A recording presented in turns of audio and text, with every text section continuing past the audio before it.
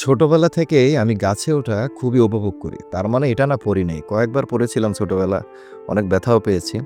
তো বেশ অনেক বছর পর আমাদের এই নানু বাড়ির লিচু গাছটাতে আমি উপরে উঠতেছি। তো এই লিচু গাছটার বয়স আমার জানা মতে প্রায় ৩০ বছরের কাছাকাছি হবে। তো আমি উঠে তো উপরে উঠলাম, কিন্তু নামবো কিভাবে এটা বুঝতে পারতেছিলাম না। তো অনেক কষ্টে, অনেক ঝামেলায় আমি জাস্ট একটা ডাল নিচে নামতে পারলাম। নামার পর এখন ওইখান থেকে একেবারে নিচে নামবো কিভাবে এই জিনিসটা বুঝতেছিলাম না। মাথা-টাথা হ্যাং হয়ে আসতেছিল। কারণ কি, এই বয়সে যদি ভাই পড়ি, পড়ার পরে যদি হাত পা ভাঙে তাহলে কি যে অবস্থা হবে সেটা তো বুঝতেই পারতেছেন। তো যাই হোক, অনেক ঝামেলার পর আমি গাছ থেকে নামতে পারলাম। নামার পর চলে গেলাম হচ্ছে আম পাড়তে। এই যে দেখেন, আমি আম পাড়লাম, ইনস্ট্যান্ট ক্যাচ।